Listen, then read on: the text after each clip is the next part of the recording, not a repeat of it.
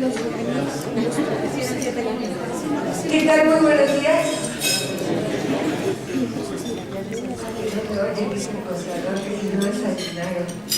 Buenos días. Muchas gracias por estar aquí en el 23º aniversario del Consejero Fiscal. 23 años. Muchas caras nuevas, muchas caras conocidas. Muchas gracias por estar aquí. Estaba escuchando a Leonardo Curso decir que en este país hacer lo correcto es muy complicado. Ir a poner una denuncia verdaderamente es una locura.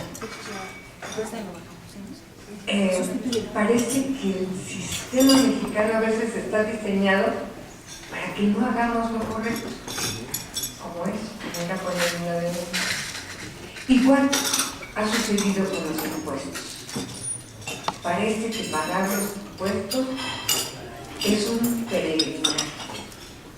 Y creo que la labor de mi hermano, a lo largo de todos estos años, ha sido para señalar que no debe ser un peregrinaje, que debe ser algo sencillo para que nosotros, los ciudadanos, podamos cumplir con nuestras obligaciones. De ahí lo que él ha llamado la cultura fiscal. Bueno, pues dentro de todos estos años de trabajo,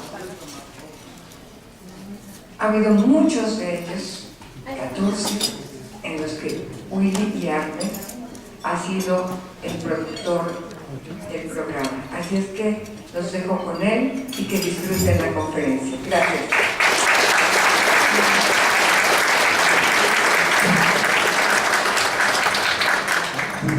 Muchas gracias, Carlota. Contador Vicente Morales, licenciada Eva García, doctora Yolanda Ramírez Soltero, señoras y señores, muy buenos días. Más que una conferencia, en realidad, a mí me corresponde dar un saludo, un inicio de los trabajos de esta celebración, que eso es lo que es una gran fiesta. Son 23 años, y como lo dijo Carlota, sí, de promover precisamente hacer lo correcto. Gracias por su presencia en nombre del Grupo Radio Centro y de Radio Red, del 1110 de AM, la emisora que acoge con un gran orgullo, de verdad, con un gran gusto, con mucho honor, el programa del contador Vicente Morales Villagrán, el consejero fiscal. Nos honra poder celebrar y ser el canal por el cual se emite la cultura fiscal todos los jueves a las 9 de la noche y hasta las 11, con mucho gusto, con una gran vocación y con una gran pasión, que se nota, esas son cosas que uno no tiene que decir porque se escucha cada jueves durante 23 años. En muchos ámbitos, en el académico, en lo cotidiano, en los mismos medios de comunicación, pocas veces nos preguntamos ¿para qué sirven los medios de comunicación?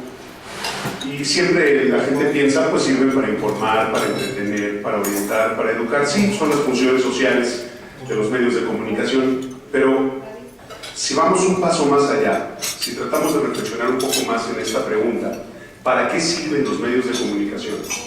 Al ir reuniendo, al ir convocando diferentes puntos de vista, al ir presentando diferentes perspectivas de la realidad, nos damos cuenta que los medios de comunicación sirven para algo mucho más noble todavía. Ese paso más allá, que yo quisiera pensar que es un poco más humano, y voy a ser muy breve. Los medios de comunicación, al conjuntar diferentes puntos de vista, nos permiten ir normando nuestro criterio para poder ir tomando mejores decisiones y en ese sentido elevar nuestro nivel de satisfacción. Por lo tanto, ¿para qué sirven los medios de comunicación? Los medios de comunicación sirven para mejorar a la sociedad. Y 23 años son prueba de ello. Contador, muchas felicidades. A mí me honra todos los jueves poder estar acompañándolo desde la perspectiva de la producción y desde luego la responsabilidad de llevar una emisora como es Radio Red de 1110 de AM, pues también nos obliga a vigilar y a cuidar sobre todo que el contador no requiera de nada, que no le falte nada al programa para seguir cumpliendo con su propósito, con su misión y seguir enriqueciendo esa vocación. Un radioescucha asiduo, muy cercano al programa, el licenciado Toledo, que hoy nos acompaña, y a quien pido levante la mano por favor otra vez, licenciado, si es tan amable. Un aplauso para el licenciado Toledo.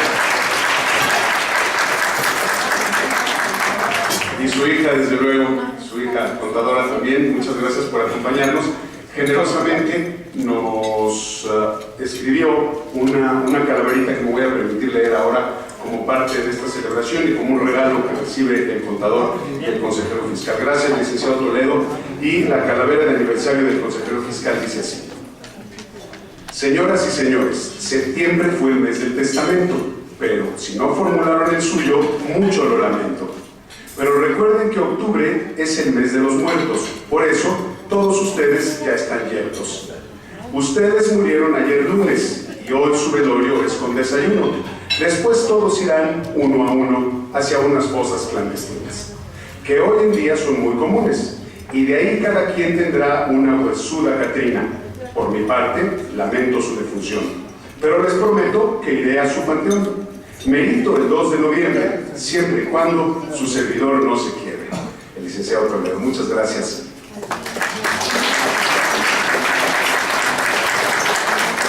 Pues sin más, les agradezco su presencia nuevamente, en nombre de la emisora y del grupo. Contador, muchas felicidades, un gusto, un abrazo, y les pido por favor recibir al contador Vicente Morales Villagrán con un aplauso cálido que les merece en esta celebración.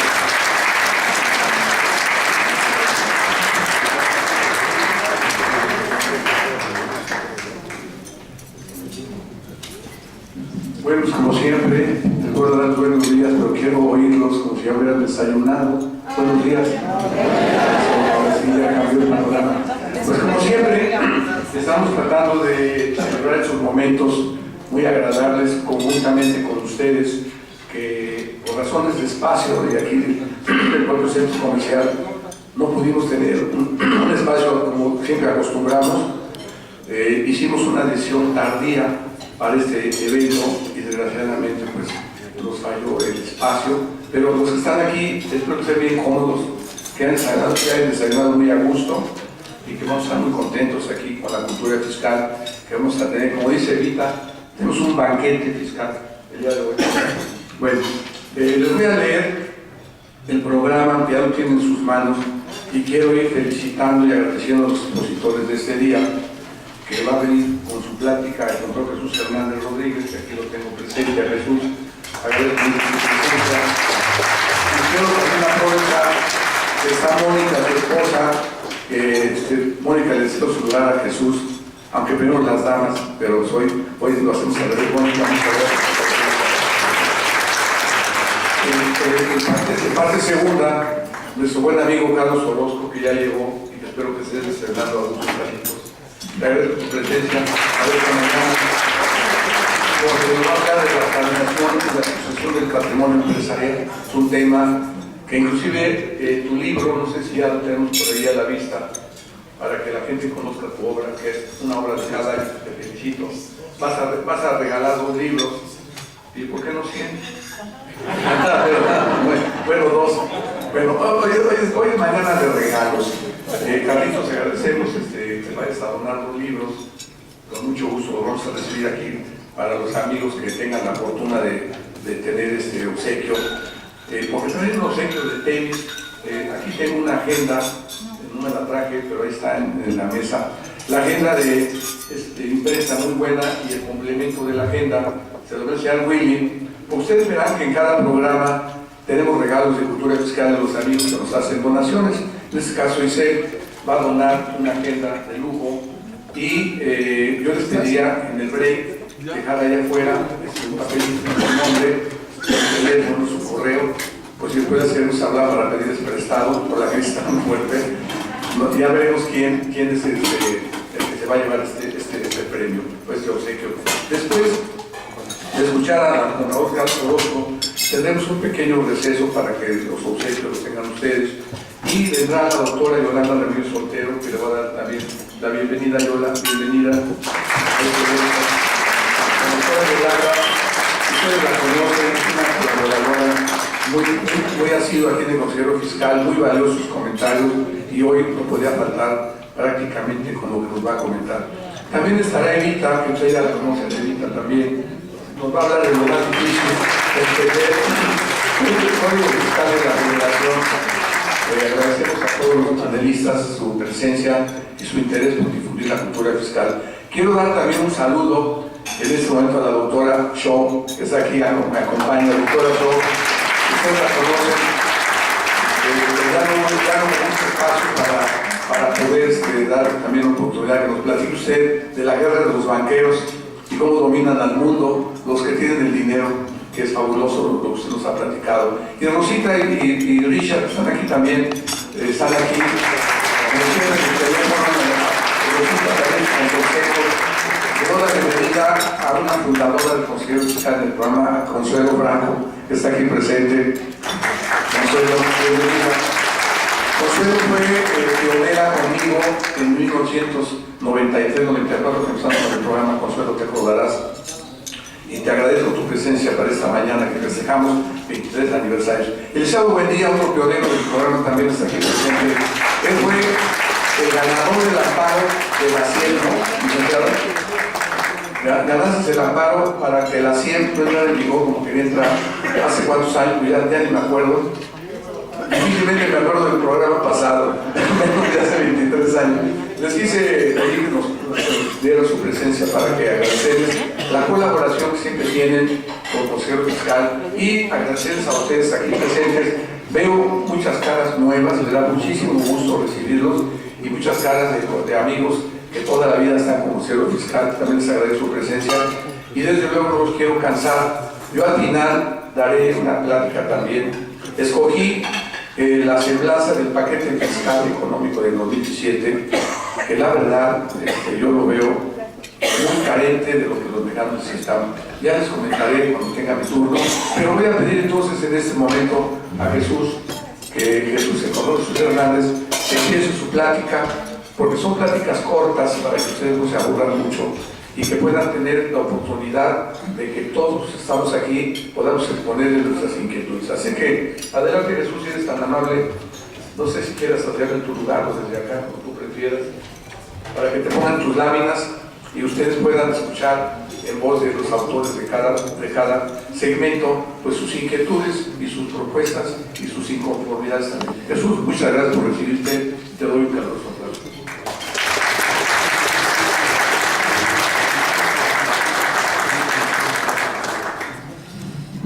El saco para ser solidario con la camisa del consejero fiscal.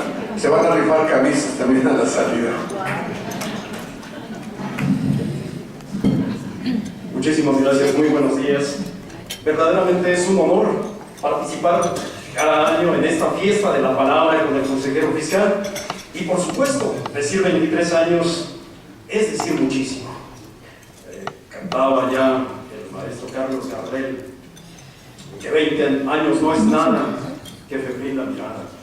Cuando volvemos hacia atrás y vemos cómo ha transcurrido el tiempo y que durante todos estos años la lucha del consejero fiscal ha sido por acercar precisamente la cultura fiscal, tanto que hoy se ha convertido en una expresión que muchos reproducimos, pero que debemos reconocer que el maestro don Vicente Morales Villagrán ha sido el creador de ese concepto y el impulsor de él. En muchas estaciones de radio hoy por internet, en muchos programas de televisión también por internet, escuchamos a los conductores o los escuchamos como participantes hablando de esa reproducción de la cultura fiscal que hoy también a través de estos medios masivos de comunicación que han roto las fronteras y las barreras como es el internet, nos esforzamos por llegar a todo mundo para dar a conocer la complejidad de las disposiciones fiscales y la simplicidad, los riesgos y por supuesto las oportunidades. Por eso reitero para mí el gran honor de poder participar y estar junto con las personalidades que el día de hoy nos acompañan.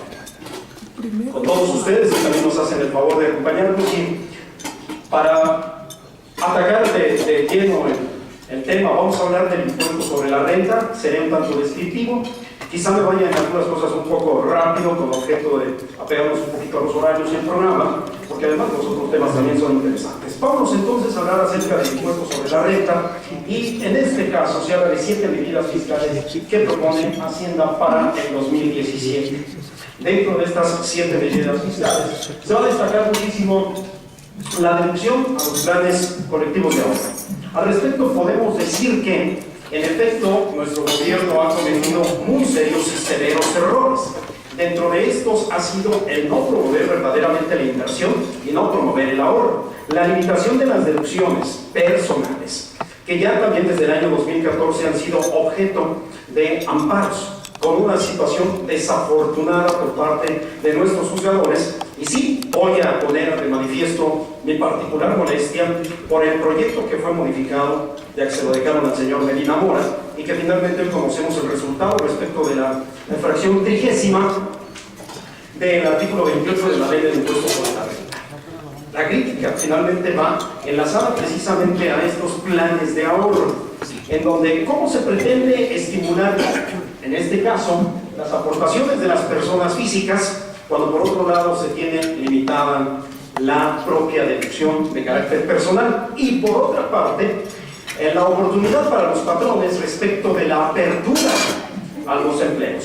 Yo siempre he dicho que en este momento, cuando lo que se necesita es crear empleos, lo menos que debería hacer un gobierno es castigar la creación de empleos, pero también castigar el otorgamiento de prestaciones. Bien, vamos adelante, por favor, con la segunda, en donde se habla de la simplificación para las pequeñas empresas.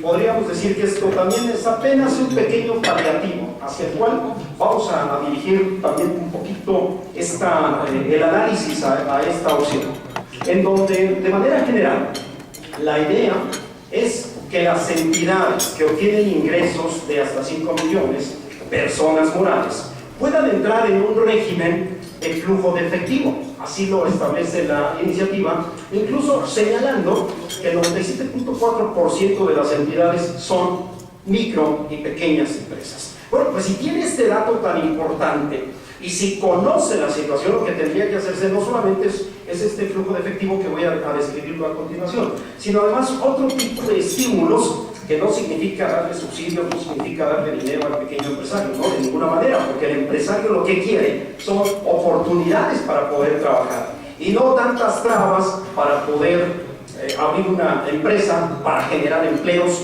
y no una fiscalización que además, con todos los visos de inconstitucionalidad, con muchísimos visos de ilegalidad y con un soporte ya que en estos momentos se está otorgando la Corte, desafortunadamente, a la entrega de la contabilidad mensual, al uso del buzón tributario y, por supuesto, a las revisiones electrónicas que ya se ha dicho en los años anteriores sobre toda su crítica. Pero bien, el sistema respecto de esta simplificación, no obstante que podemos observar que en la justificación dice que el gobierno propone establecer un esquema de tributación opcional para personas morales, pero abajo dice incluidas las famosas SAS o sociedades por acciones simplificadas, que debemos recordar entraron el día 15 de septiembre, ya entró en vigor la disposición, y sin embargo con muchísimas carencias, ¿no? Una disposición que también tiene muchísimo de crítico en la parte corporativa, pero que además en la parte legal, en la parte fiscal, algo que hemos cuestionado muchísimo es ¿qué tiene de atractivo ser una sociedad por acciones simplificada? Bueno, voy a permitir que no me voy a permitir hacer muchos comentarios al respecto, porque esto lo va a analizar nuestra maestra y querida doctora Yolanda. Pero lo que dice la disposición en general es que para todas las entidades de hasta 5 millones de pesos se podrá permitir que trabajen como las personas físicas de manera opcional, esto es, por flujo de efectivo, que puedan acumular hasta el momento en el que efectivamente cobren y puedan deducir hasta el momento en el que efectivamente paguen. Sin embargo, al respecto también tendríamos que decir que se establecen tratamientos particulares, por ejemplo, en el caso de las inversiones, donde se estaría compitiendo de dos formas. Uno, con las inversiones que ya se realizaron en el pasado y que se han venido reduciendo a porcientos máximos. Otro, con aquellas que se realicen a partir de que entrara en vigor, si esta disposición fuese aprobada para que entre el próximo año, a partir del 1 de enero del año 2017. Pero también se establecen algunos candados con objeto de evitar el abuso de este esquema. En donde, por supuesto, sabemos que desde hace algunos años la OCDE ha hecho una serie de recomendaciones, entre las cuales conocemos, o al menos destacan, dos documentos que por sus siglas se han resumido en una sola palabra: BEPS. El reporte BEPS y las 15 acciones contra las BEPS. Entre ellas, por supuesto, se destaca mucho el hecho de que se cierren las puertas a la planeación fiscal, que han denominado agresiva. Y entre otras cosas también, evitar los llamados pequeños paraísos fiscales que cada uno de los estados contratantes o miembros de la OCDE han abierto, y México ha sido uno de ellos que, cuando menos en años anteriores, tenía muchísimas facilidades, a decir de los señores expertos de la OCDE. Bien, entonces, en este esquema, como se otorgan una serie de facilidades, también se prohíbe o se establecen candados para que no haya operaciones, por ejemplo, que realizan sobre todo entre partes relacionadas, en donde también me voy a permitir comentar que en el ámbito internacional ha sido una persecución constante hacia estas operaciones. Y aquí voy a hacer un pequeño paréntesis para decir, desafortunadamente, nos hemos creído una mentira que nos han repetido muchísimas veces. El peor ciudadano es el mexicano, porque cuando se habla de impuestos y que no se quieren pagar los impuestos, decimos: estamos en México, aquí todo puede ocurrir. Pero es que esto solo pasa en México. Como buen mexicano, no he pagado mis contribuciones. Como buen mexicano, hice las retenciones y no las enteré. Como buen mexicano, busqué un asesor para no pagar. No, señores, en ningún país les gusta pagar impuestos. Y la creación de todo este tipo de esquemas que evitan la facilidad a la inversión ha sido creada por los trinquetes, perdón que lo diga de esta manera, que se utilizan en el extranjero, porque cuando hablamos de esquemas como este que mencionaba, de operaciones entre partes relacionadas, el estudio de precios de transferencia, los métodos para determinar el precio o valor de mercado, no estamos hablando de operaciones que hayan nacido en México, ni tampoco estamos hablando de planeadores mexicanos que hayan dicho: vamos a utilizar los esquemas de facilidad para no pagar impuestos. No, por supuesto, porque este es un esquema que viene del extranjero. Esto, la capitalización delgada, la doble deducción, la doble no imposición, en fin, una serie de operaciones que cuando menos siete que pone de relieve un autor español, Juan Hernández Figueras, cuando se refiere a estas entidades que realizan este tipo de planeación.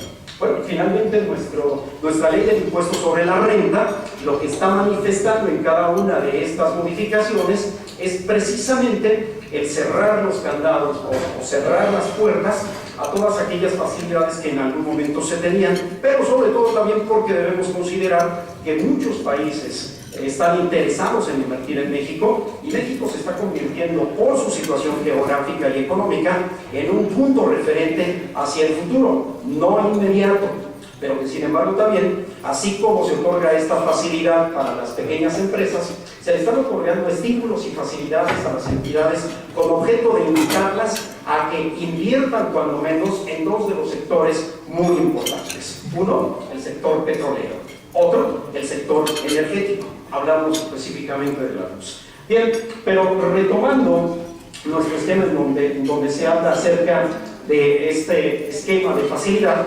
dicen que se va a aplicar también un esquema parecido al de Mis Cuentas, que ayudará a las empresas de menor escala a llevar su contabilidad y a realizar los cálculos para el pago de los impuestos. Estos dos asuntos a mí me parecen muy trascendentes, más allá de la propia mecánica que se establece para la realización o el trabajo respecto de estas empresas. ¿Por qué me parece de suma trascendencia? Primero, porque voy a criticar a Mis Cuentas. Tenemos 2014, 2015 y lo que va de 2016, que prácticamente se está terminando, con el esquema más simplificado del impuesto sobre la renta y con la información que se proporciona a través del mismo, y es precisamente el de Mis Cuentas. Sin embargo, me he atrevido a decir y a señalar con cierta molestia que Mis Cuentas no está funcionando. Iba a utilizar la palabra que regularmente uso, pero a efecto de no dejar salir mis emociones intestinales, mejor me voy a abstener de utilizar ese calificativo, pero voy a decir que no está funcionando porque, si ustedes observan, hay una confusión terrible respecto de ¿estoy o no estoy? Finalmente dice: hoy puedes tomar la opción hasta el 31 de diciembre del año 2016, siempre y cuando no te haya requerido. el que hayas entregado la contabilidad. ¡Ah, caramba! Entonces hay un trato desigual a los iguales, y entonces si no me requeriste puedo considerarme afortunado, o puedo pensar apostándole a que no has requerido a nadie, entonces por esa razón todos podemos entrarle a mis cuentas. Pero regularmente una de las preguntas que nos formulan es: oye, cuando yo entro a mi contabilidad no veo nada, pues es que no hay nada. Y entonces en la tercera modificación a la resolución miscelánea dice la expresión que antes señalaba se registrarán de manera automática, ahora cambian la expresión. Y fíjense qué curioso, no es lo mismo decir mi amor que decirte mi cielo, mi corazón, o hablarte por tu nombre. Entonces la expresión ahora cambia para decir se considerarán registradas. O sea, aunque tú no lo veas, se considera que ya está registrado. Bueno, pero ¿por qué tomo esto como referencia? Porque cuando en la exposición de motivos y en la iniciativa se establece que habrá un programa similar a mis cuentas para los señores de estas entidades con un formato simplificado para efectos fiscales, podríamos decir que si vamos a tener un esquema de carácter similar, bendita sea la hora. Bendita sea la hora, ¿por qué? Porque una de las preocupaciones quizá para muchos de nosotros como contadores y para muchos colegas ha sido: oye, entonces si están simplificando los esquemas, ¿quiere decir que los contadores vamos a desaparecer? No, definitivamente no. ¿Tenemos que modificar nuestra forma de pensar y forma de trabajo? Sí.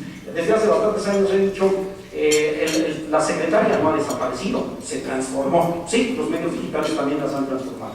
Pero todos seguimos dependiendo de una persona que hace la función unas veces de la secretaria. Bien, pero ahora, regresando al esquema de simplificación, ¿qué va a pasar con estas entidades de hasta 5 millones con un esquema que en el SAT dice que les va a ayudar a llevar su contabilidad? Bueno, me atrevo a presumir, anticipándome a los hechos y afirmando, en función de la experiencia que traemos con mis cuentas, que de contabilidad no va a tener nada. Y no va a tener nada porque específicamente hoy podemos decir, para el caso de mis cuentas, ¿qué registro realmente?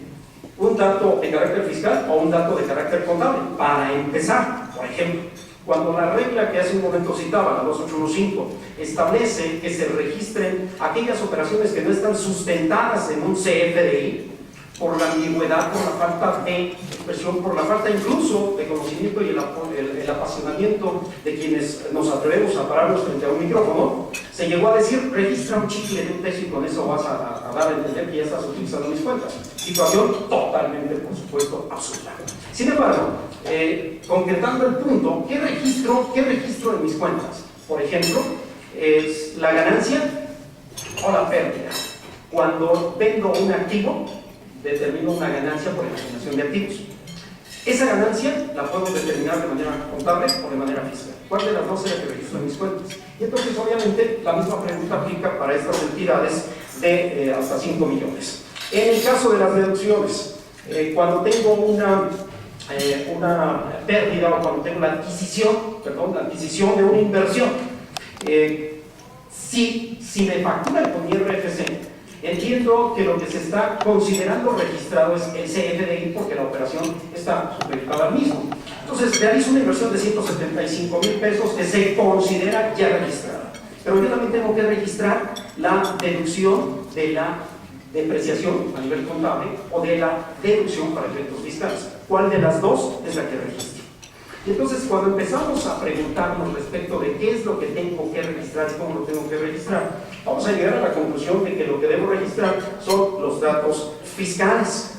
Pero en el caso también de estas personas, nos vamos a preguntar para efectos fiscales si la información que vamos a estar proporcionando es la adecuada. Entonces, al final, la conclusión es la misma. Señores, la contabilidad que hacemos para efectos financieros no está peleada con los datos que se presenten para efectos fiscales a través de mis cuentas o a través del nuevo esquema que se pretende presentar aquí.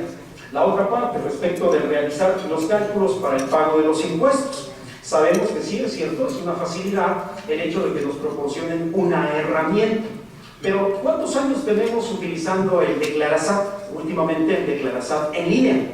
¿Y cuántas veces nuestros consultantes o nuestros clientes nos dicen: oye, fui a la Secretaría de Hacienda, bueno, fui al SAT, asistencia al contribuyente o servicio al contribuyente, me hicieron mi declaración, me resultó un saldo a favor y no me lo han devuelto. Y cuando lo revisamos, está mal hecho. Entonces, oye, pero es que me lo hizo el SAT. Sí, pero acuérdate que el hecho de que en plan de amigos, de cuates, valga la función de asistencia al contribuyente a través de esta parte bonita de la Secretaría de Hacienda y el SAT, no se responsabilizan de los resultados. Entonces, ¿qué va a pasar con nuestros contribuyentes de hasta 5 millones que le confíen el resultado tanto de sus pagos provisionales como sus pagos definitivos, sea de IVA, sea de IEPS, sea de impuesto sobre la renta, en donde el cálculo se los realice el sistema y sin embargo esté mal hecho? ¿Qué va a pasar con ellos? Pues van a ser sancionados, como ha ocurrido cuando hay errores en el cálculo. Entonces, finalmente, no desaparecen nuestros papeles de trabajo, aun cuando se trate de un pequeño sector que, como podemos observar, es entre los empresarios de los más grandes. Sí, definitivamente tendríamos que decir que el papel del contador sigue siendo valioso e importante al respecto. Vamos a la siguiente, por favor. La no acumulación de apoyos económicos en impuestos sobre la renta.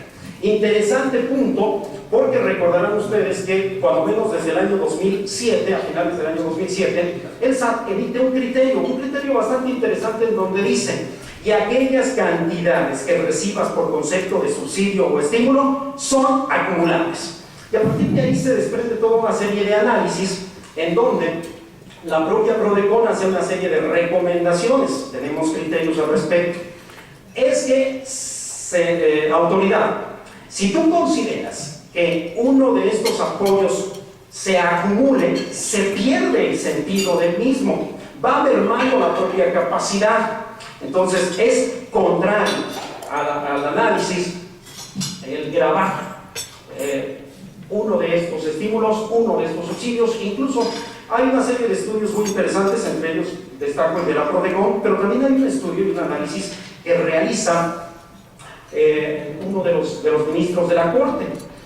Hoy podemos observar que dentro de la justificación establece que la ley del impuesto sobre la renta grava la totalidad de los ingresos que reciben los contribuyentes, quedando comprendidos los apoyos económicos que reciben de diversos programas gubernamentales. De acuerdo con Hacienda, esto genera incertidumbre jurídica.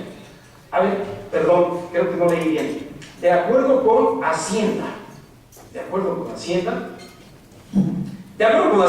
con los contribuyentes, de acuerdo con los señalamientos que han hecho los representantes de los contribuyentes, de acuerdo con los analistas que se han encargado de poner de relieve la problemática. Pero bueno, dice, esto genera incertidumbre jurídica para los beneficiarios y resta armonía a las políticas públicas. Bueno, esto quiere decir entonces que se acaban de dar cuenta que los gobiernos anteriores y los años anteriores se han equivocado. ¡Qué bueno! Y entonces, para evitar esto, se establece que no serán ingresos acumulables para los fines del impuesto sobre la renta los apoyos económicos que reciban los contribuyentes a través de programas presupuestarios gubernamentales. Pero bueno, lo que observamos regularmente en estas iniciativas es que después de varios golpes que recibe la Secretaría de Hacienda, el Servicio de Administración Tributaria, pues finalmente lo vierten en las reformas fiscales y en algunos casos lo acomodan, valga la expresión popular, a modo. Bien, vamos adelante, por favor. Estimula la inversión en estaciones de recarga de vehículos verdes. Fíjense qué curioso asunto, porque es cierto, se ha estado hablando muchísimo de la ecología, se ha estado hablando muchísimo de estimular los móviles que se mueven con combustibles distintos a la gasolina y el diésel. Y entonces refiere un estímulo fiscal equivalente a un crédito del 30% del monto de las inversiones que realicen los contribuyentes para la compra de equipo de alimentación para vehículos eléctricos. Bueno, y siempre y cuando estén conectados y sujetos de manera fija en lugares públicos. Entonces, esto dice no es realmente para móviles, sino para fijos. ¿Qué tanto este 30% de las inversiones es bueno, es malo? Y la pregunta también que nos formulamos cuando vemos este tipo de disposiciones es: ¿por qué el 30%? ¿Por qué no el 40? ¿Por qué no el 50? ¿Por qué no el 100? Bueno, está bien, es un regalo que nos da el gobierno, entonces aceptémoslo como tal. Vamos adelante, por favor. El estímulo fiscal a la investigación y desarrollo de tecnología, que bueno, también podemos considerar que cada año se ha venido estimulando la investigación y el desarrollo, no obstante, yo creo que de manera un tanto insuficiente. Tan insuficiente que una de las situaciones que ha ocurrido tradicionalmente en nuestro país es aquello que denominamos la fuga de cerebros. ¿Por qué se da esta fuga de cerebros? Porque nuestros investigadores no están bien pagados, porque nuestros investigadores incluso se sienten maltratados. Dedicar toda una vida a sus trabajos, registrar incluso patentes en nuestro país no ha sido una situación muy agradable y muy grande. Pero bueno, dice que para fomentar a las empresas la realización de investigación y el desarrollo de tecnología se propone un estímulo que es también un crédito fiscal equivalente al 30% de los gastos e inversiones realizados en el ejercicio de investigación, desarrollo de tecnología, pero el cual será aplicable contra el impuesto sobre la renta causado en el ejercicio y en que se determine dicho crédito y no será acumulable para efectos del citado impuesto. Bueno, pues enfatizamos estas dos situaciones. Los créditos regularmente se dan contra el impuesto que se causa y la otra situación, pues dicen que bueno, no es acumulable para efectos del impuesto sobre la renta, sino caeríamos en ese círculo enfermo en donde me lo acredito pero finalmente lo acumulo, como ha venido ocurriendo con el famoso estímulo del ISEP, con el famoso estímulo también de las casetas en la ley de ingresos de la federación, que cada año será, pero también que se tiene que acumular cuando se aplique dicho estímulo.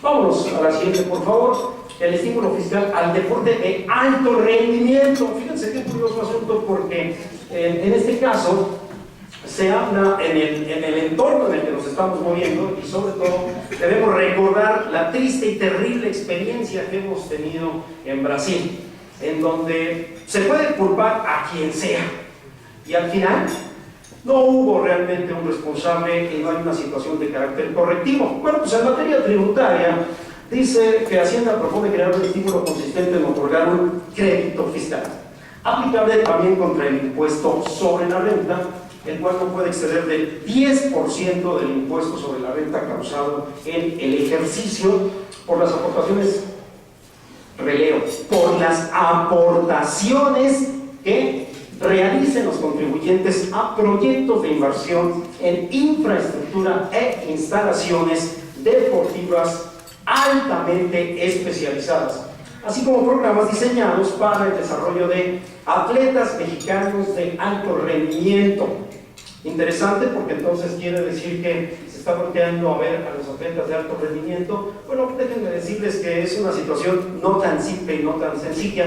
Desafortunadamente también con motivo de estas Olimpiadas en Brasil, hemos tenido la oportunidad de conocer a algunos atletas que se han esforzado, que entregaron su vida y que al final se quedaron frustrados porque, para empezar, no fueron, no pudieron ir.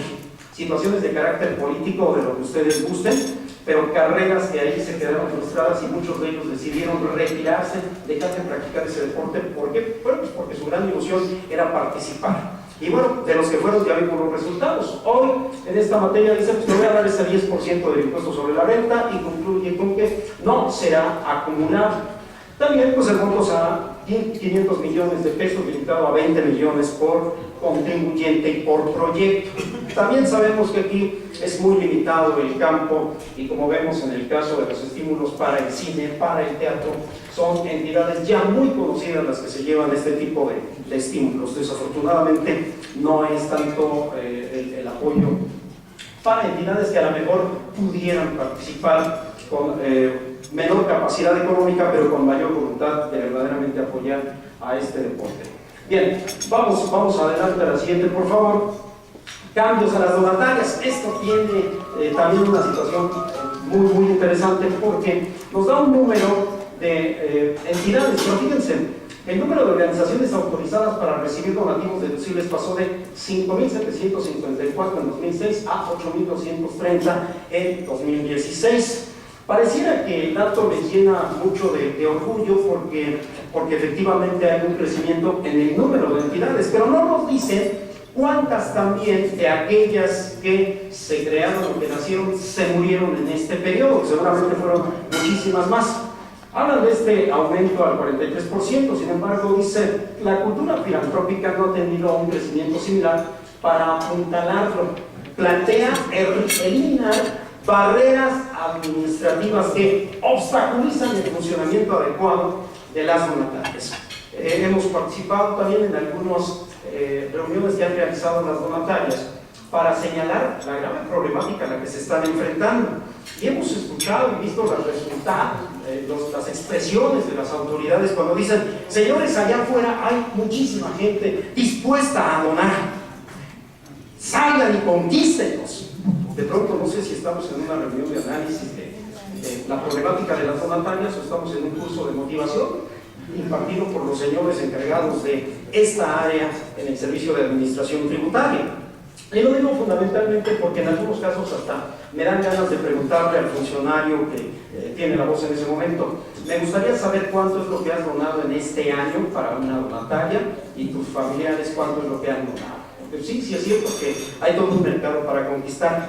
Pero observamos que hay medidas tales como aquella que se establece a partir del año 2014, donde dicen un 7% máximo de tu utilidad del ejercicio anterior, pero si le das un 4% al sector gobierno, el 3% diferencial ya te queda para las otras entidades. Entonces preguntamos, ¿y el 4% por qué?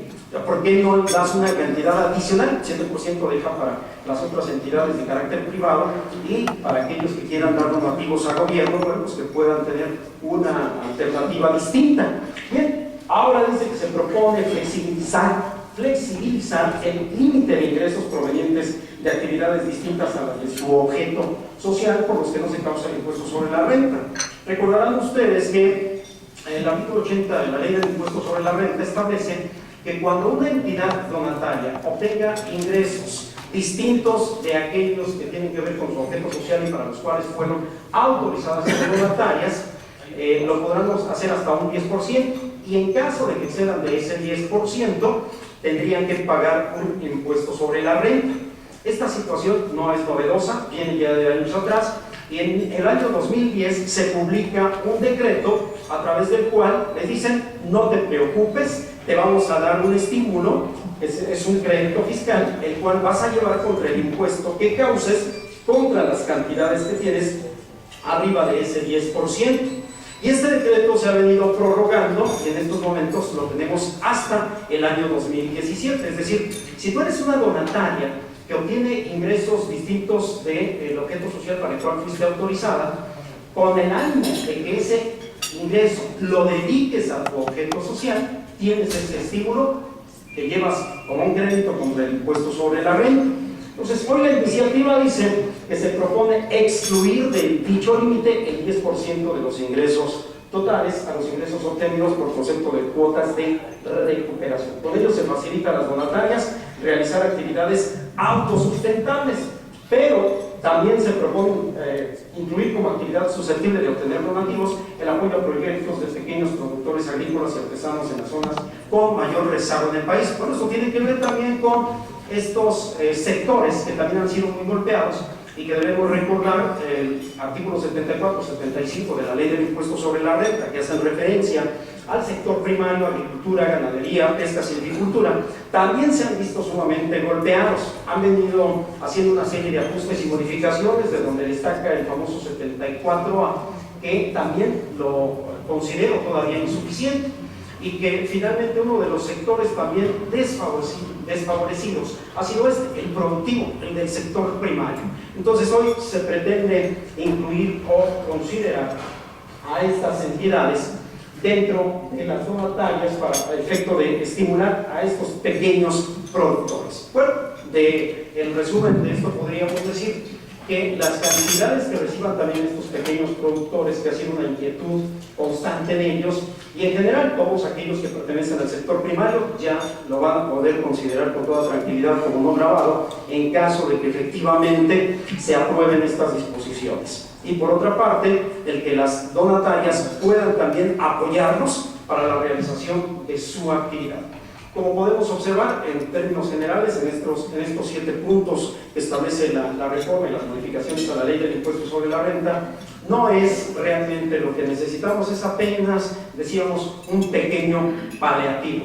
Vamos a ver después de las discusiones qué clase de ajustes les realizan. A lo mejor en el mes de noviembre, en el mes de diciembre, ya estemos hablando sobre algo mucho más concreto, podamos ponerle incluso números, cifras para poder decir, así es como la ley establece que funcionará para las entidades, para las pequeñas empresas de hasta 5 millones de pesos, así es como va a quedar para las donatarias, que incluso viene con una situación de castigo para ellas, porque si bien es cierto, se habla de darles este estímulo por ese 10%, se habla de ampliar el objeto social de las donatarias, también es cierto que por el otro lado se les ha venido castigando y ahora la iniciativa también habla de un castigo en el cual se les pueda hacer desaparecer de manera definitiva, y no solamente a estas sino a otras entidades en donde seguramente cuando hablemos del Código Fiscal de la Federación se verá la liquidación de estas entidades y qué tan legal o qué tan constitucional pueda resultar. Bien, en razón del tiempo de mi participación, serían todos mis comentarios. Ya saben que, por supuesto, si existen algunas preguntas, inquietudes, con todo gusto estamos a sus órdenes. Muchísimas gracias.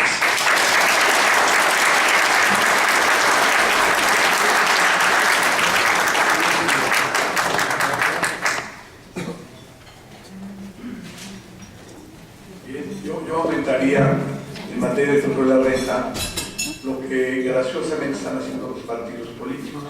En general, el PRD está proponiendo que la tarifa para los impuestos de las personas físicas, que es muy poquito, 35, quiere que sea 40. El país necesita recaudar. También otro partido, de los que yo le llamo patitos, está proponiendo un impuesto a las herencias, que va del 10% hasta el 40%, porque los demás países ricos sí hay ese impuesto. El PAN está proponiendo algo que me parece más razonable, no sabemos qué va a pasar en la discusión del Congreso, que se suavice la tarifa del impuesto de la renta, que haya más estímulos, que desaparezca este castigo a los empresarios que ayudan al gobierno con prestaciones sociales, y también está proponiendo que el IVA desaparezca de tasa cero para que no se devuelvan 1.600 millones de pesos cada año, y que ya sea un impuesto bajo del 3% para que esas empresas monstruos ya tengan que controlar su vida. Bueno, eso vamos a ver qué sucede, estaremos informando a través del tiempo en el programa que estamos teniendo los jueves. Pero ahora quiero recibir calurosamente un aplauso a Carlitos Orozco Ferriel.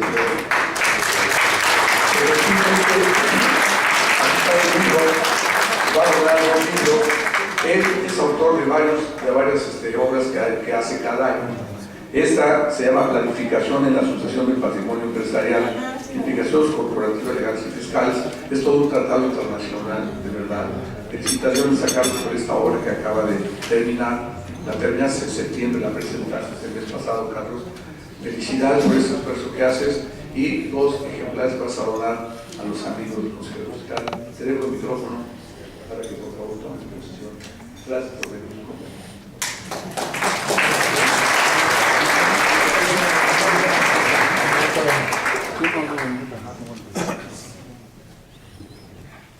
Muchas gracias. Pero antes, pues felicitar, porque